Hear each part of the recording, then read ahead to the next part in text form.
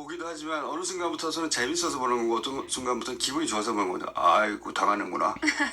아이고 고생하겠다. 아이고 일 많이 하네. 잠 못 자겠네. 그런 얘기 계속해요. 네.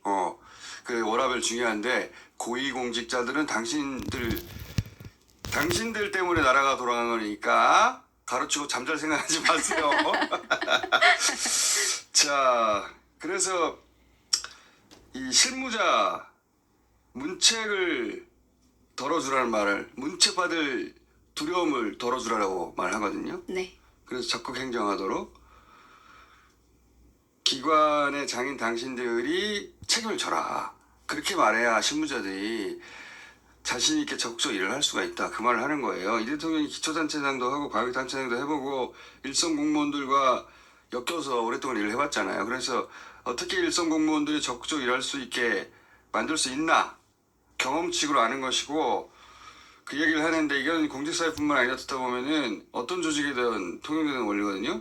제가 이 시간을 이제 길게 하려 하는 이유가 여기에 시사에 관한 내용이 다 담겨 있어요. 네. 그래서 들어보자고 하는 겁니다. 이걸 길게 틀어주는 곳이 아무 데도 없잖아요. 왜 안 틀어주나 몰라. 재밌는데. 짜잘한 뉴스보다 훨씬 재밌어요. 자, 이거 들어봅시다. 장관님들, 처장님들, 청장님들 수고가 많으신데 제가 한 가지 부탁 좀 드리려고 합니다. 부처 내에 공직자들이 일 열심히 하면 꼭 나중에 감사당하거나 수사당하거나 그러기 때문에 법에 주어진 일, 관행적으로 해오던 일 외에는 잘 안 하려는 그런 풍토가 생겼습니다. 특히 우리 국무위원들께서 신경 써줘야 될 부분이 있습니다. 문책의 두려움, 그런 것들이 업무의 제한으로 작용하기 때문에 그 책임을 확고하게 자기가 지겠다라는 것을 하급자들에게 보여줘야 됩니다. 제가 개인적인 경험을 하나 말씀을 드리면 보통 공직자들이 기한을 해올 때 최종안을 만들어 오는 경향이 있어요. 그리고 이제 눈치를 보죠. 내가 나중에 책임져야 되지 않을까? 그 걱정을 덜어주는 방법이 하나 있습니다. 공무원들은 지시사항에 따라서 일한 거는 문책당하지 않거든요. 확실하게 내가 책임진다. 지시사항 안을 만들어 와라. 그러면은 내가 지시사항으로 써주겠다. 대신 장관이 책임지는 거죠. 또 예를 들면 A안, B안, C안 그걸 복수로 써오게 한다면 선택하세요. 선택하면 장관의 책임 아닙니까? 지시사항을 써주거나 복수안 중에서 최종 책임자가 고르는 거죠. 공직자들이 적극적이고 책임 있는 행정을 유도해 주시면 좋겠어요. 좀 더 좋은 안을 만들어서 집행하는 거, 소위 혁신이라고 할 수 있을 것 같아요. 또 과거에 잘못된 관행이나 또는 잘못된 점들을 시정하는 것, 개혁이라고 할 수 있겠죠. 고치려다 보면 저항이 있기 마련입니다.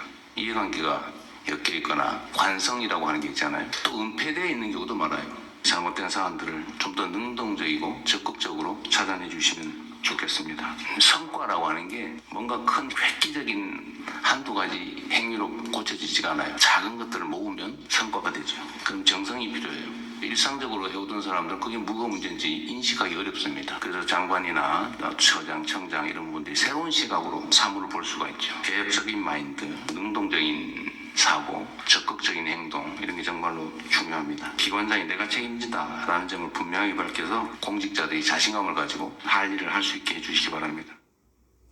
저 중에 한 대목에 빠졌는데 장관, 처장, 청장이 새롭게 가면 그 사람들이 항상 새로운 시각으로 볼 수 있다는 게 아니라 새롭게 가면 새로운 시각으로 볼 수 있다. 항상 하던 사람보다. 그러니까 당신 다 새롭게 지금 갔지 않냐. 네. 잠잘 생각하지 마라. 일 얼마나 잘해. 자,